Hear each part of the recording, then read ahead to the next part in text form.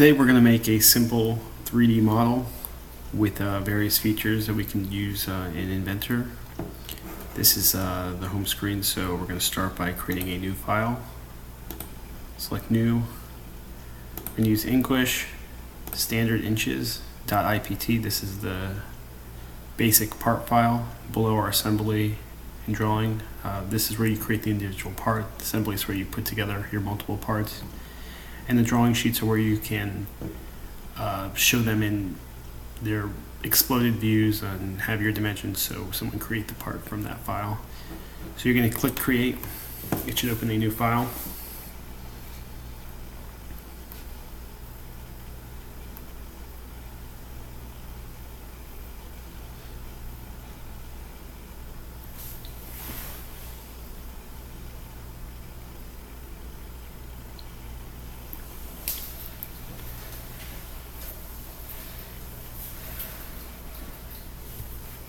So what we're going to do is create a rectangular cube with some holes in it and some other kind of detail work on it, so like a fillet, chamfer, some other things. So again, we start with a sketch. You need your 2D base model that which you will extrude and create your 3D model from. So you'll click Start Sketch. You're going to select the plane on which you want to draw, so you have the 3 different planes. We'll start on the XY.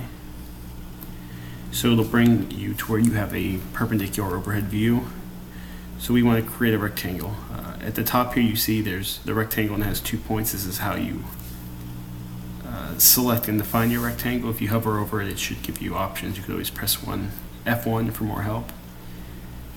There's a drop down arrow where you can choose how you want to select your different shapes.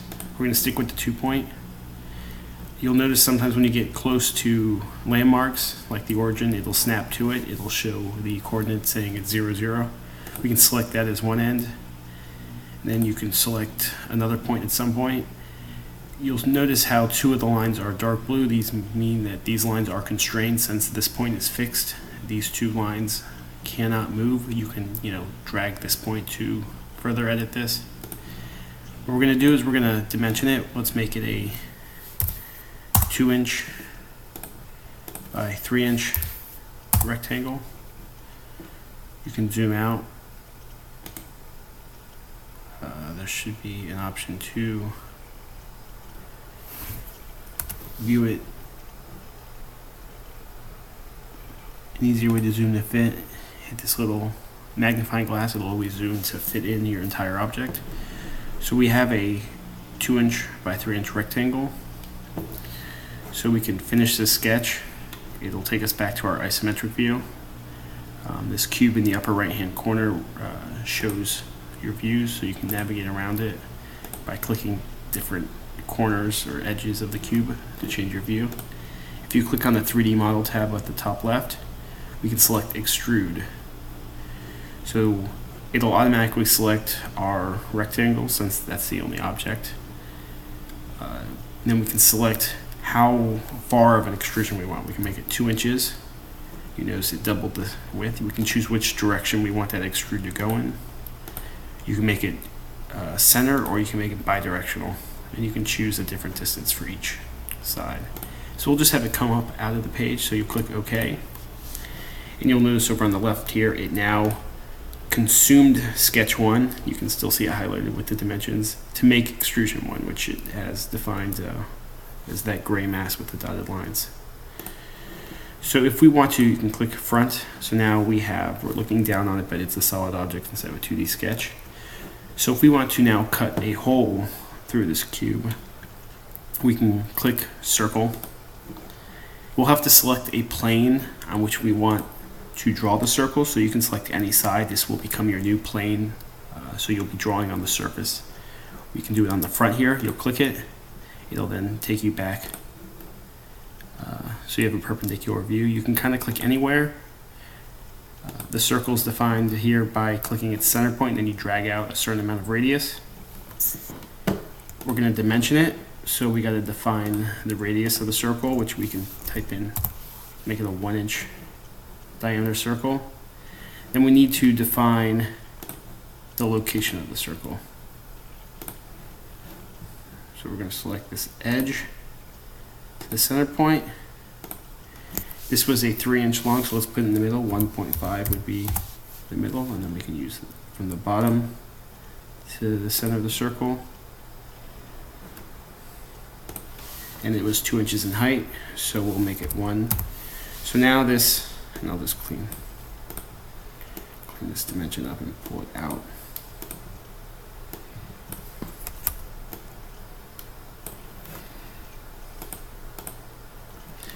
So now we have our circle with the size and its location defined. We can then go back to 3D model. There is, if you click extrude again, there's the option for cut. So we could create a further extrusion.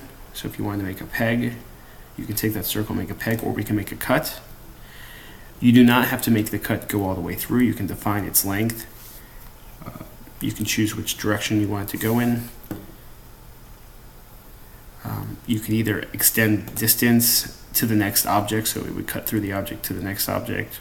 You can make a cut between all, so if you had multiple objects, it would cut through everything. We can select all for now. So now it cut the hole, consume the sketch again, so now we have extrusion 2, which is based off of sketch 2.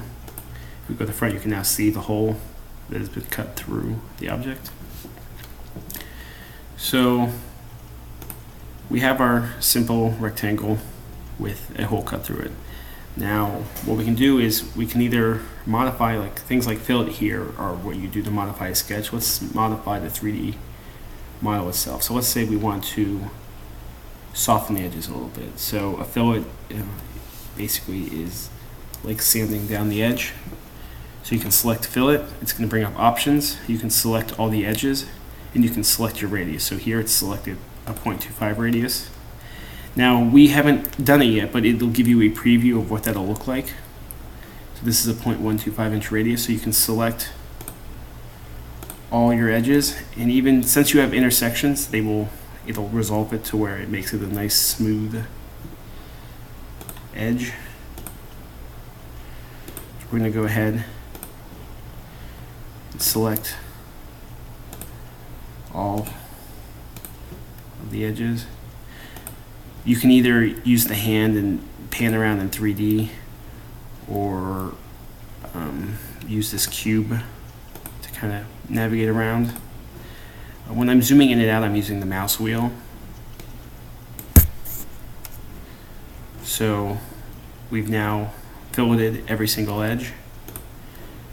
There's other options. Chamfer is a bevel.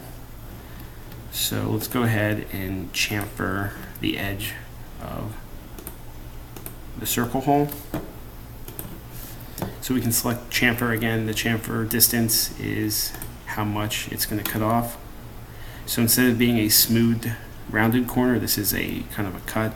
So if you think of like a screw hole that's been pre-drilled, sometimes it has an inlay for the head of the screw to go flush.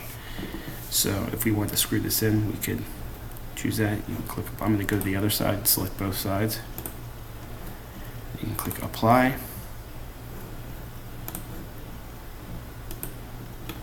So now we have a 2 by 3 by 2 rectangular cube with a hole through the middle, fillets on all the sides, chamfer for the holes. So this is a pretty basic object, something that we can now 3D print. It was basically made up of 2 sketches with extrusion, an extrusion, an extruded cut, and then fillets and a chamfer. There's more options on how to create objects. We'll go over revolve, sweep and loft, emboss. You can embed text onto it, like essentially engrave. And then there's more sketch options for if you're drawing a more complex figure. And then all the other options up here are either kind of for appearances. You can change the material. Eventually you can do stress analysis. or convert this to a sheet metal box. So if this was going to be made out of sheet metal, it could apply and calculate how much sheet metal we need. But for now, we can stop here. So, just through very basic geometric design and using some of the 3D features here, we now created a cube that can be used as a nice little paperweight.